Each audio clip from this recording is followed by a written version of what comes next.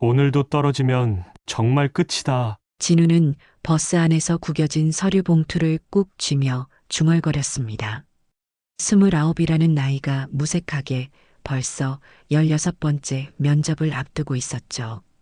창밖으로 보이는 봄날의 풍경은 화사했지만 진우의 마음은 그렇지 못했습니다.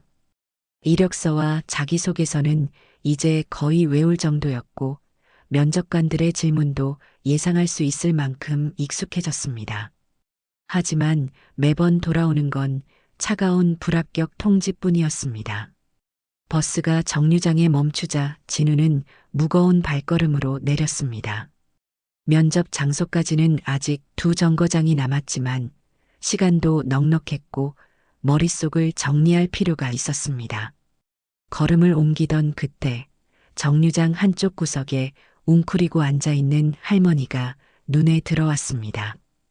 허름한 차림의 할머니는 작은 보자기에 쌓인 봄나물 몇 다발을 앞에 두고 계셨어요.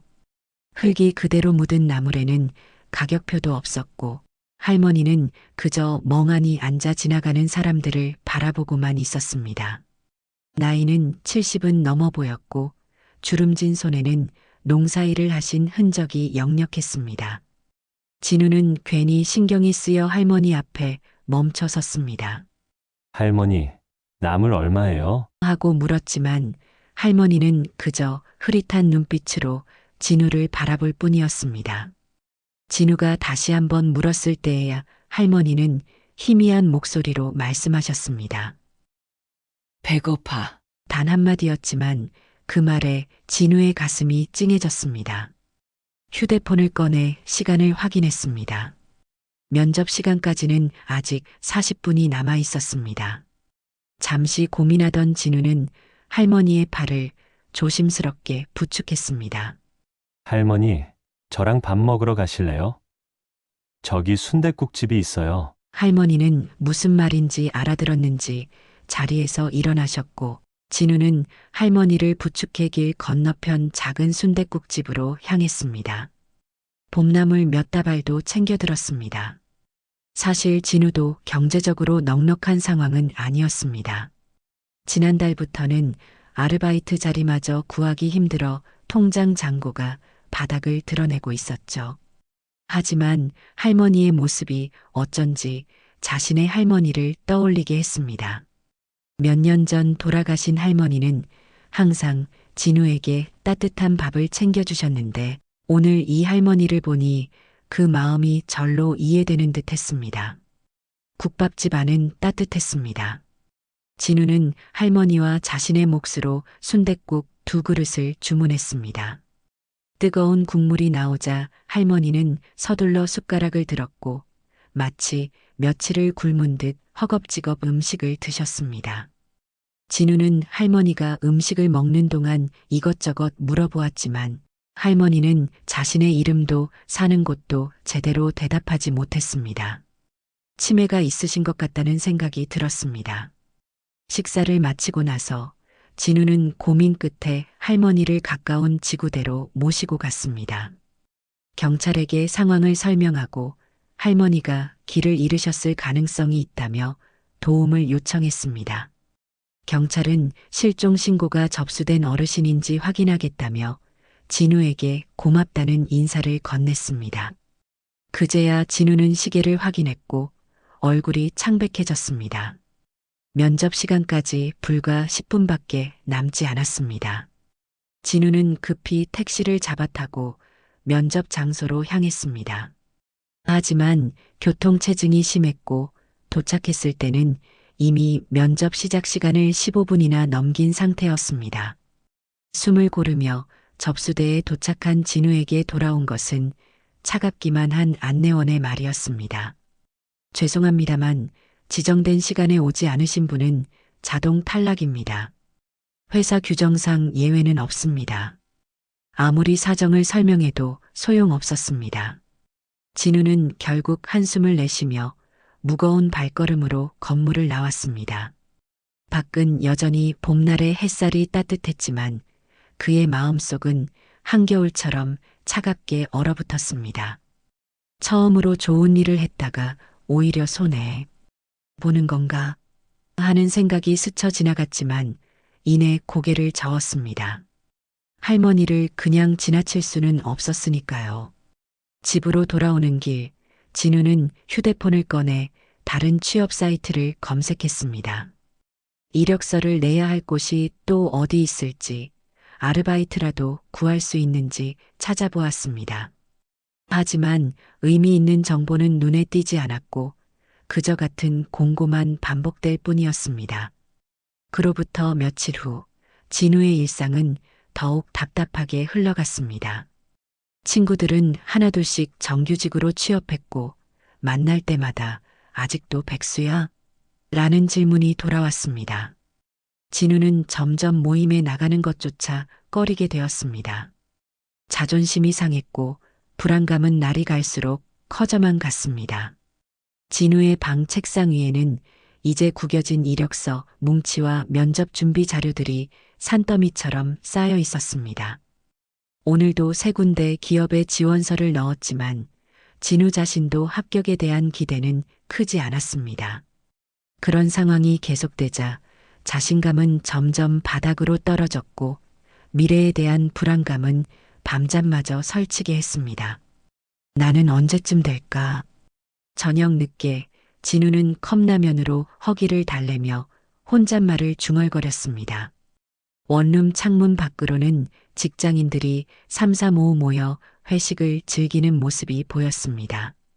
그 광경이 마치 다른 세상의 일처럼 느껴졌습니다.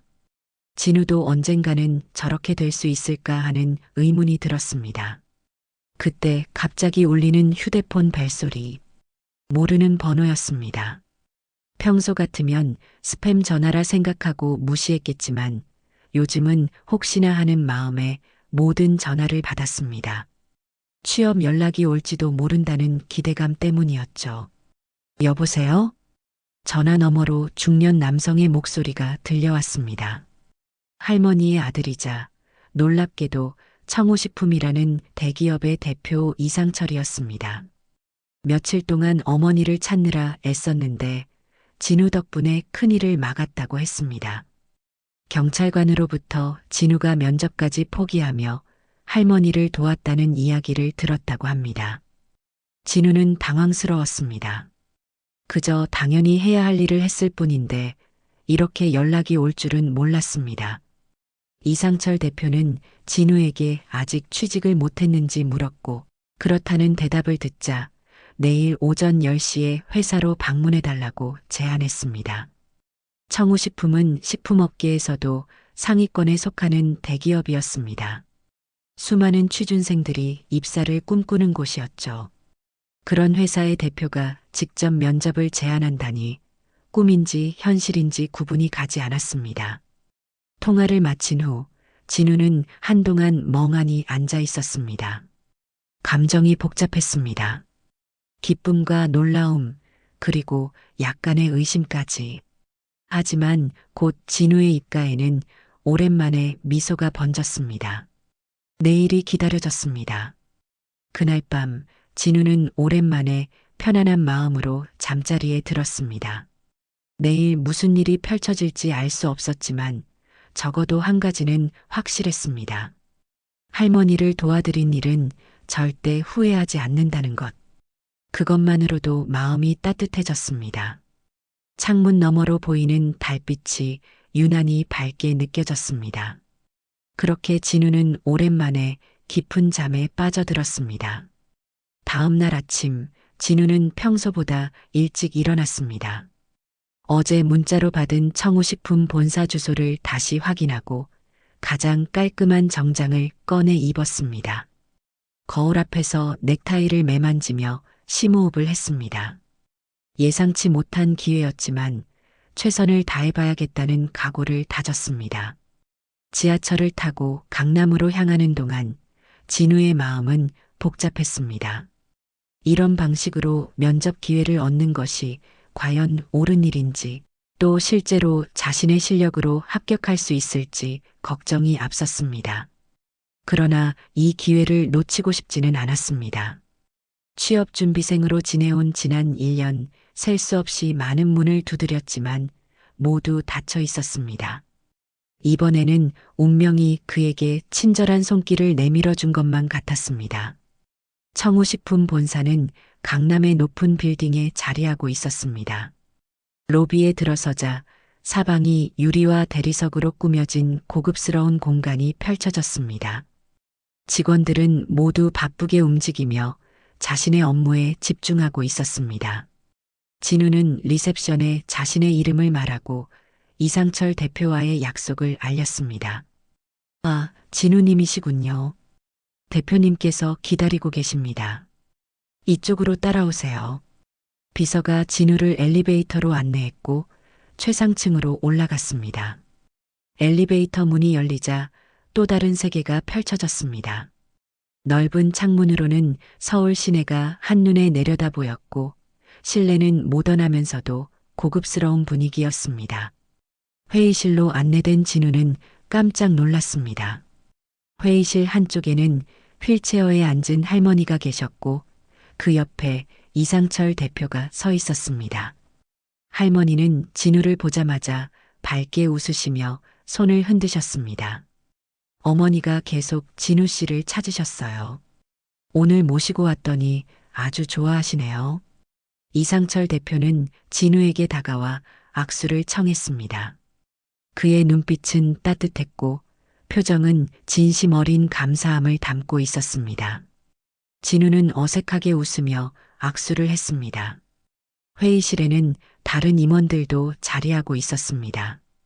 진우는 긴장된 마음으로 그들 앞에 앉았습니다. 예상했던 면접과는 전혀 다른 분위기였습니다. 이상철 대표는 진우의 이력서를 살펴보며 몇 가지 질문을 던졌습니다. 그러나 전형적인 면접 질문보다는 진우의 성격과 가치관에 대한 질문이 더 많았습니다. 진우 씨, 어머니를 돕기 위해 면접을 포기했다고 들었습니다. 그런 결정을 내리게 된 이유가 무엇인가요? 진우는 잠시 생각했습니다. 특별한 이유가 있었던 것은 아니었습니다.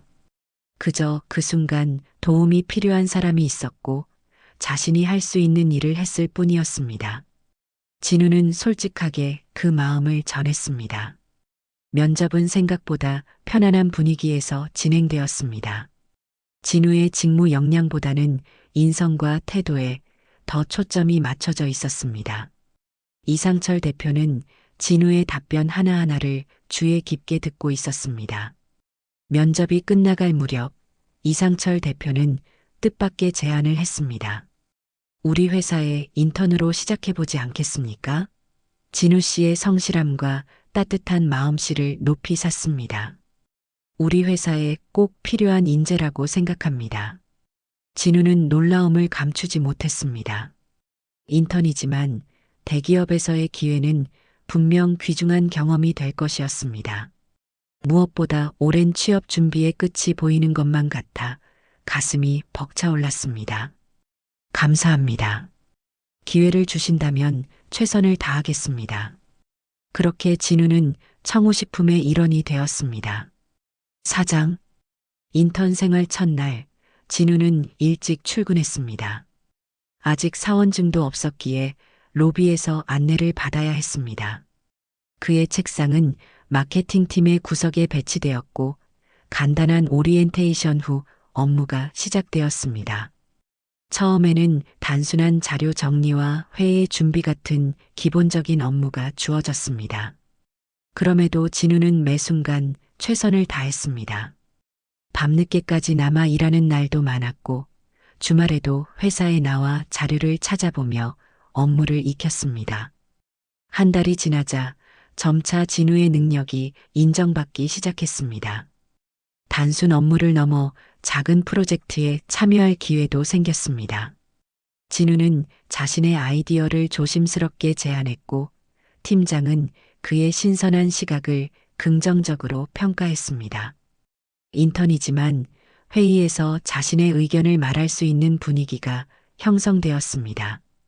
2달째 되던 날 이상철 대표가 마케팅팀을 방문했습니다.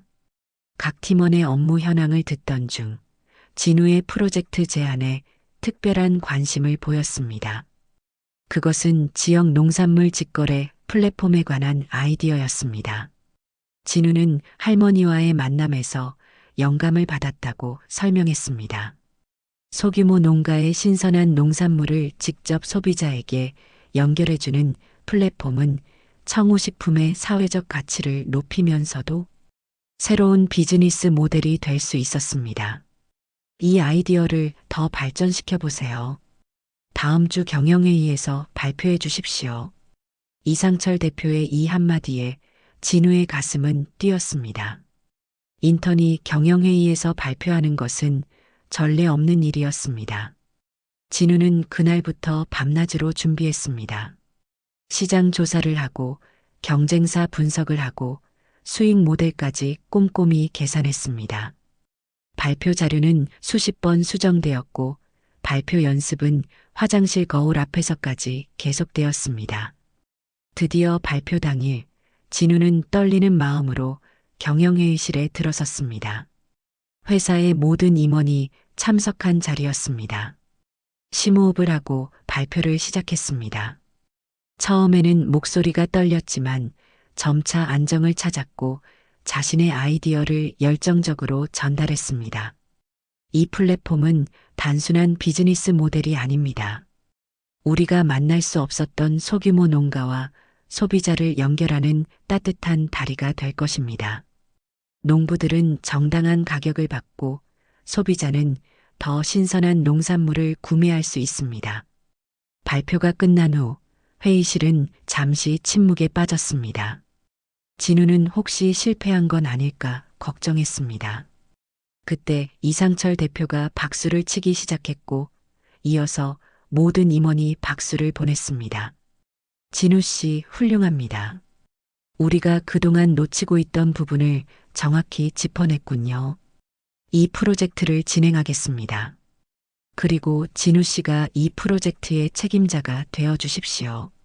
그날 이후 진우의 회사 생활은 완전히 달라졌습니다. 인턴에서 정규직으로 전환되었고 지역 농산물 직거래 플랫폼 프로젝트의 책임자가 되었습니다. 팀원도 배정받았고 독립적인 업무 공간도 생겼습니다. 가끔 할머니도 회사를 방문하셨는데 그때마다 진우를 보시면 환하게 웃으셨습니다. 비록 자신의 이름을 제대로 기억하지 못하셨지만 할머니는 진우를 볼 때마다 반가워하셨습니다. 프로젝트는 순조롭게 진행되었고 첫 시범 서비스가 시작되었습니다. 지역 농가의 반응은 뜨거웠고 소비자들의 피드백도 긍정적이었습니다. 진우의 아이디어가 현실이 되어가는 과정은 감동적이었습니다. 모든 것이 꿈만 같았습니다. 진우의 프로젝트가 본격적으로 진행된 지 3달째, 겉으로는 모든 것이 순조롭게 흘러가는 듯 했습니다. 지역 농산물 직거래 플랫폼은 점차 자리를 잡아가고 있었고 회사 내에서 진우의 입지도 단단해지고 있었습니다. 하지만 그 이면에는 보이지 않는 대가가 있었습니다. 진우는 자신의 가치를 증명하기 위해 무리하게 일했습니다. 아침 7시에 출근해 밤 11시, 때로는 자정이 넘어서야 퇴근하는 생활이 이어졌습니다. 주말도 반납한 채 프로젝트에 모든 것을 쏟아부었습니다. 식사는 대충 컵라면으로 때우고 잠은 하루에 4~5시간이 전부였습니다. 그러던 어느 날 오후 회의실에서 프레젠테이션을 하던 진우의 시야가 갑자기 흐려지기 시작했습니다. 다리에 힘이 풀리고 숨이 가빠졌습니다. 주변의 소리가 멀어지는 느낌과 함께 진우는 의식을 잃었습니다. 진우가 다시 눈을 떴을 때는 병원 침대 위였습니다. 하얀 천장과 소독약 냄새가 그를 맞이했습니다. 29살의 젊은 나이에 과로로 쓰러진 것입니다. 의사는 심각한 표정으로 진우에게 말했습니다. 심한 탈진 상태입니다. 이대로 가면 몸이 버티지 못합니다. 최소한 일주일은 쉬셔야 해요.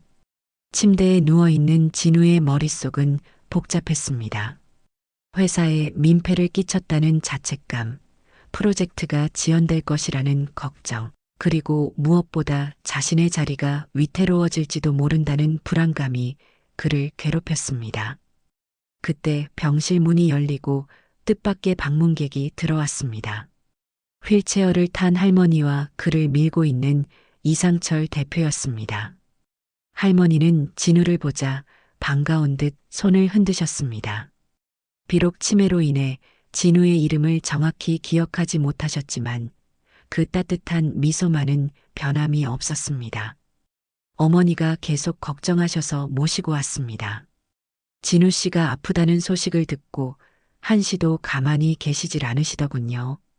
할머니는 진우의 손을 꼭 잡으셨습니다. 그 거친 손길에서 진우는 이상한 안정감을 느꼈습니다.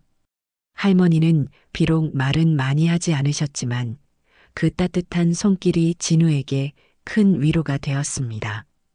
이상철 대표는 의자에 앉아 진우를 바라보았습니다. 진우 씨, 회사는 걱정하지 마세요. 프로젝트는 팀원들이 잘 진행하고 있습니다. 지금은 건강이 우선입니다. 진우는 쑥스러운 듯 미소를 지었습니다. 하지만 내심 걱정이 되었습니다.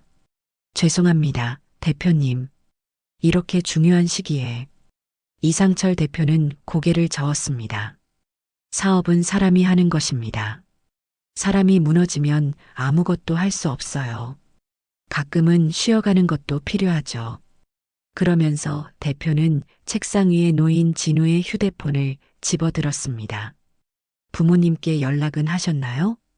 진우는 순간 말문이 막혔습니다. 사실 프로젝트에 몰두하느라 부모님과의 연락도 소홀히 했습니다. 한 달에 한두 번 짧은 통화가 전부였고 명절에 내려가겠다는 약속도 지키지 못했습니다. 이상철 대표는 진우의 표정을 보고 이해한 듯 했습니다. 제가 어머니를 모시고 살지만 가장 후회되는 것은 아버지 생전에 좀 더 시간을 함께하지 못한 것입니다. 사업이 잘 되고 성공해도 그 기쁨을 함께 나눌 가족이 없다면 무슨 의미가 있을까요? 그 말에 진우는 깊은 생각에 잠겼습니다. 취업 준비를 하며 힘들었던 시간, 그리고 지금의 바쁜 나날 속에서 진우는 자신을 항상 응원해주던 가족의 존재를 잊고 있었습니다. 특히 어머니는 자주 전화해서 건강을 걱정하셨는데 진우는 늘 바쁘다는 핑계로 짧게 전화를 끊었습니다. 할머니는 진우의 손을 토닥이며 말했습니다. 밥, 잘 먹어야 해. 단순한 말이었지만 진우에게는 큰 울림이 있었습니다. 자신을 위해 밥을 챙겨주고 건강을 걱정해주는 이들의 마음을 너무 당연하게 여겼던 것은 아닐까 하는 생각이 들었습니다. 병원에서 사흘을 보낸 후 진우는 퇴원했습니다. 의사의 권고대로 일주일간 집에서 휴식을 취했습니다. 평소 같았으면 답답함에 몸서리쳤을 텐데 이번만큼은 달랐습니다. 오랜만에 찾아온 여유가 낯설면서도 고마웠습니다. 침대에 누워 천장을 바라보며 지난 시간을 돌아보는 여유도 생겼습니다. 쉬는 동안에도 회사에서는 수시로 안부 전화가 왔습니다. 특히 진우의 프로젝트 팀원들은 걱정스러운 목소리로 건강을 묻곤 했습니다. 팀원들은 진우가 없는 동안에도 프로젝트를 잘 진행하고 있다며 안심시켰습니다. 그제야 진우는 자신이 너무 모든 것을 혼자 짊어지려 했다는 사실을 깨달았습니다. 한 주가 지나고 회사로 복귀한 진우는 조금 달라진 태도로 일하기 시작했습니다. 무리한 야근은 줄이고 팀원들과 업무를 적절히 분담했습니다. 놀랍게도 이러한 변화가 오히려 프로젝트에 긍정적인 영향을 미쳤습니다. 팀원들의 다양한 아이디어가 더해지면서 플랫폼은 더욱 풍성해졌고 진우 자신도 더 넓은 시각으로 일을 바라볼 수 있게 되었습니다. 그러던 어느 날 이상철 대표가 진우를 사무실로 불렀습니다. 진우 씨, 회사에서 새로운 사회 공헌팀을 꾸리려고 합니다. 기업의 사회적 책임을 더 강화하는 차원에서 말이죠. 그 팀의 리더를 맡아주었으면 합니다. 진우는 놀라움을 감추지 못했습니다. 입사한 지 1년도 채 되지 않았는데 새로운 팀의 리더라니 부담스러운 제안이었습니다. 제가 할 수 있을까요? 아직 경험도 부족하고. 이상철 대표는 미소를 지으며 대답했습니다. 진우 씨는 이미 충분한 자질을 보여주었습니다. 사람을 먼저 생각하는 마음, 그것이 가장 중요한 자질이라고 생각합니다. 결국 진우는 새로운 도전을 수락했습니다. 사회공헌팀은 처음부터 새롭게 구성되었고, 진우는 팀의 방향성을 설정하는 중요한 역할을 맡게 되었습니다.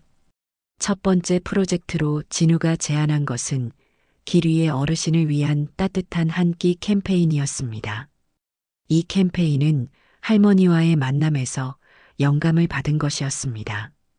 독거노인과 치매 어르신들을 위한 무료 급식소를 지원하고 지역 농산물을 활용한 영양식을 제공하는 프로젝트였습니다.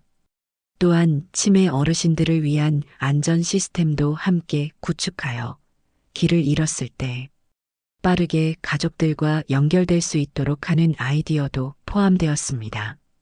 이 프로젝트는 회사 내부에서도 큰 호응을 얻었고 임직원들의 자발적인 참여도 이어졌습니다. 첫 급식소는 진우가 할머니를 만났던 그 동네에 세워졌습니다. 개소식 날 할머니도 휠체어를 타고 참석하셨습니다. 여전히 진우의 이름을 정확히 기억하지 못하셨지만 그 따뜻한 미소만큼은 변함이 없었습니다. 밥, 맛있어요. 할머니의 한마디에 진우는 가슴이 뭉클해졌습니다. 단순한 말이었지만 그 안에 담긴 따뜻함이 진우의 마음을 채웠습니다. 자신의 작은 선택이 이렇게 의미 있는 결과로 이어질 줄은 몰랐습니다. 캠페인은 예상보다 큰 반향을 일으켰습니다. 지역 신문과 방송에서 관심을 보였고 결국 지역 방송국에서 이 사연을 취재하러 왔습니다. 진우와 할머니 그리고 이상철 대표가 함께 인터뷰에 응했습니다. 저는 특별한 일을 한 것이 아닙니다. 그저 인간으로서 당연한 일을 했을 뿐이에요. 진우의 인터뷰 내용은 많은 이들의 마음을 울렸습니다. 방송 이후 캠페인에 동참하고자 하는 기업과 개인들의 연락이 쇄도했습니다.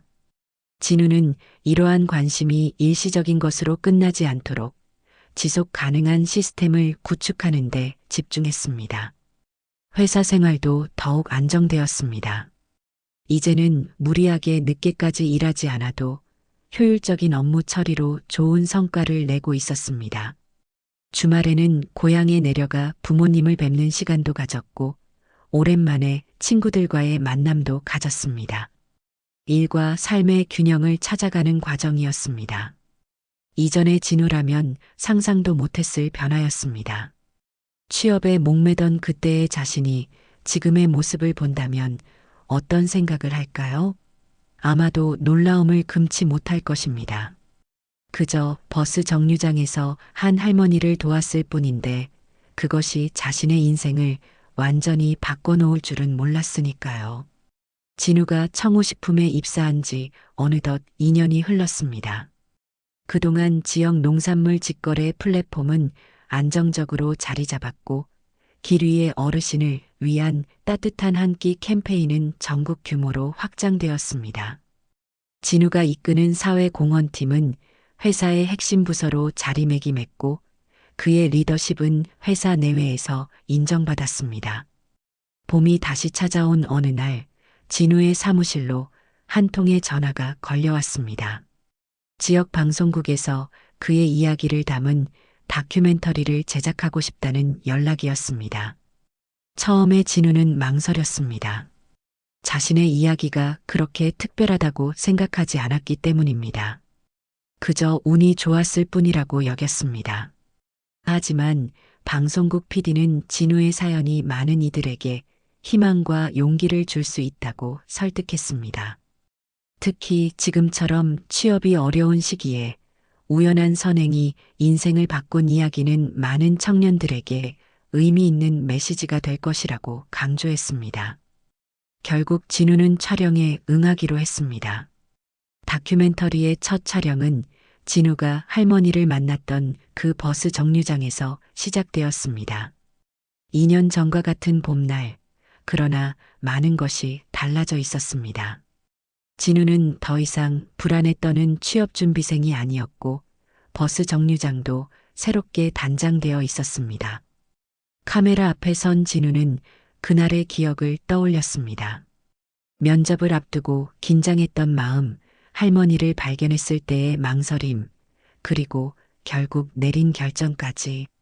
사소한 선택이 그의 인생을 어떻게 바꾸어 놓았는지 돌이켜보니 새삼 감회가 새로웠습니다. 촬영은 순댓국집으로 이어졌습니다. 여전히 그 자리에서 영업 중인 가게였습니다. 주인아 주머니는 진우를 알아보고 반갑게 맞이했습니다. 아이고, 그때 그 총각 아니야? 할머니 모시고 왔던. 지금은 대기업 간부가 됐다면서? 진우는 쑥스러운 듯 웃으며 인사를 건넸습니다. 그날 할머니와 함께 먹었던 바로 그 자리에 앉아 인터뷰를 이어갔습니다. 그때의 심정, 면접에 늦었다는 사실을 알았을 때의 당혹감, 그럼에도 후회하지 않았던 이유를 솔직하게 이야기했습니다. 다큐멘터리 촬영 중 가장 감동적인 순간은 할머니와의 재회였습니다. 이제는 요양원에서 지내고 계신 할머니는 여전히 치매로 인해 많은 것을 기억하지 못했지만 진우를 보자 환한 미소를 지으셨습니다. 진우는 할머니 앞에 무릎을 꿇고 손을 잡았습니다. 할머니, 저 진우예요. 그때 순댓국같이 먹었던 거 기억나세요? 할머니는 흐릿한 눈빛으로 진우를 바라보다가 천천히 고개를 끄덕이셨습니다. 완전히 기억하시는 건 아니었지만 어딘가 익숙한 사람이라는 느낌은 있으신 듯 했습니다. 진우의 손을 꼭 잡으시며 미소 지으셨습니다. 이상철 대표도 인터뷰에 참여했습니다. 그는 카메라 앞에서 담담하게 말했습니다. 어머니를 찾아 헤매던 그날, 경찰서에서 연락을 받았을 때 얼마나 안도했는지 모릅니다. 그리고 진우 씨의 이야기를 들었을 때 이런 청년이 우리 회사에 필요하다고 생각했죠. 결과적으로 그것은 회사에도 큰 행운이었습니다. 다큐멘터리는 한 달 후 방영되었고 예상보다 훨씬 큰 반향을 일으켰습니다. 시청자들은 진우의 이야기에 깊은 감동을 받았고 방송국에는 관련 문의가 쇄도했습니다. 특히 취업을 준비하는 청년들에게는 큰 위로와 용기가 되었습니다. 사회관계망 서비스에서는 진우 효과라는 해시태그가 생겨났고 선한 영향력을 행사하는 사례들이 이어서 소개되었습니다. 진우에게도 많은 변화가 찾아왔습니다. 여러 기업과 단체에서 강연 요청이 왔고 대학교에서는 특강 초청이 이어졌습니다. 처음에는 부담스러웠지만 자신의 경험이 다른 이들에게 도움이 된다는 사실에 용기를 내어 수락했습니다. 한 대학교 강연에서 진우는 학생들에게 이렇게 말했습니다. 저는 특별한 사람이 아닙니다. 다만 그 순간 인간으로서 해야 할 일을 했을 뿐입니다. 여러분도 각자의 자리에서 옳다고 생각하는 일을 할 때 예상치 못한 기회가 찾아올 수 있습니다. 다만 그 기회를 알아보고 잡을 준비가 되어 있어야 합니다. 진우의 이야기는 계속해서 확산되었고 그의 선한 영향력은 더 넓은 곳으로 퍼져나갔습니다. 하지만 진우 자신은 여전히 겸손했습니다. 그저 그날의 선택이 자신의 인생을 바꾸어 놓았다는 사실에 감사할 뿐이었습니다. 진우가 청우식품에 입사한 지 3년이 지난 어느 봄날이었습니다. 회사 로비에서 진우는 한 청년이 긴장한 얼굴로 서성이는 모습을 발견했습니다. 구겨진 양복을 입은 그 청년은 마치 3년 전 자신의 모습을 보는 것 같아 진우의 시선을 끌었습니다. 진우는 자연스럽게 청년에게 다가갔습니다. 청년의 손에는 파일철이 들려 있었고 그 안에서 몇 장의 종이가 흘러나와 있었습니다. 자세히 보니 이력서였고 내용도 흠뻑 젖어 있었습니다. 혹시 무슨 일 있으셨어요? 진우의 질문에 청년은 당황한 듯 고개를 들었습니다. 그제야 보니 청년의 얼굴은 창백했고 양복은 여기저기 젖어 있었습니다. 아, 네. 죄송합니다. 면접 보러 왔는데 갑자기 비가 너무 많이 와서 버스가 지연되었어요. 면접 시간 놓칠까봐 뛰어왔더니 그만 넘어져서 이 모양이 됐습니다. 청년의 목소리에는 절망감이 묻어났습니다. 진우는 순간 DJ 불을 느꼈습니다. 이 상황이 너무나 익숙했기 때문입니다. 자신도 한때 이런 심정이었습니다. 모든 것을 걸고 준비한 면접, 하지만 예상치 못한 상황으로 망치게 된 그 절망감. 몇 시 면접이세요? 11시입니다. 30분 남았는데. 이 상태로는 청년은 자신의 구겨진 셔츠와 젖은 이력서를 내려다보며 한숨을 쉬었습니다. 진우는 잠시 생각에 잠겼다가 결심한 듯 말했습니다. 저를 따라오세요. 진우는 청년을 데리고 회사 근처 카페로 향했습니다. 그곳에서 자신의 노트북을 꺼내 청년의 이력서를 다시 출력해 주었습니다. 그리고 휴대폰으로 회사 매점에 전화를 걸어 새 와이셔츠를 준비해 달라고 부탁했습니다. 이 셔츠로 갈아입으시고 새로 출력한 이력서로 면접 보세요. 시간은 충분합니다. 청년은 놀란 표정으로 진우를 바라보았습니다.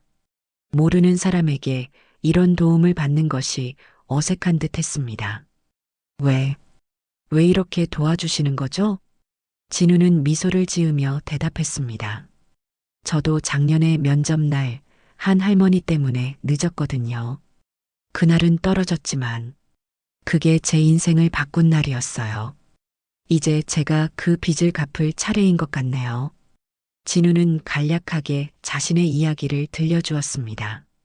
봄나무를 파는 할머니를 도왔던 일, 면접에 늦어 탈락했던 일, 그리고 그것이 오히려 자신을 더 좋은 기회로 이끌어준 일까지. 청년은 진우의 이야기에 감동한 듯 눈을 반짝였습니다. 정말 놀라운 이야기네요. 그런 일이 있었다니. 중요한 건 지금 이 순간입니다. 긴장을 풀고 자신감을 가지세요. 이력서에 보니 충분히 역량 있는 분이니까요. 청년은 고맙다는 인사를 건네고 화장실로 가서 옷을 갈아입었습니다. 거울 앞에서 넥타이를 매만지며 심호흡을 하는 모습이 보였습니다. 진우가 4년 전 그랬던 것처럼요. 시간이 되자 진우는 청년을 회사 면접장까지 안내했습니다. 청년은 한결 자신감 있는 표정으로 면접실로 향했고 진우는 멀리서 응원의 미소를 보냈습니다. 그날 저녁 진우는 퇴근길에 3년 전 할머니와 함께 갔던 순댓국집 앞을 지나갔습니다. 가게는 여전히 그 자리에 있었고 따뜻한 불빛이 창문을 통해 새어나왔습니다. 진우는 발걸음을 멈추고 잠시 그곳을 바라보았습니다. 그날의 기억 절대 잊지 않겠습니다. 진우는 혼잣말처럼 중얼거렸습니다. 그리고 문득 오늘 만난 청년이 떠올랐습니다. 그 청년의 면접 결과가 어떻게 됐을지 궁금했습니다. 하지만 결과가 어떻든 오늘의 경험이 그 청년에게도 의미 있는 순간으로 남았기를 바랐습니다. 인생은 참 신기했습니다. 작은 선택들이 모여 우리의 길을 만들어 갑니다. 그리고 때로는 가장 예상치 못한 순간에 우리의 인생을 바꾸는 전환점이 찾아옵니다. 진우에게는 버스 정류장에서 만난 할머니가 그런 존재였습니다. 이제 진우는 그 작은 선행의 씨앗이 자라나 또 다른 누군가에게 영향을 미치고 있다는 사실에 가슴이 따뜻해졌습니다. 봄바람이 불어오는 저녁, 진우는 가벼운 발걸음으로 집으로 향했습니다. 오늘도 그는 누군가의 진우가 되어 주었습니다. 이야기는 여기서 끝나지만 선행의 연결고리는 계속 이어질 것입니다. 우리 모두의 일상 속에서 작은 친절이 누군가의 인생을 바꾸는 순간이 될 수 있다는 것을 진우의 이야기는 보여줍니다. 그리고 그 변화된 인생은 또 다른 누군가에게 같은 선행을 베풀게 되는 것이지요.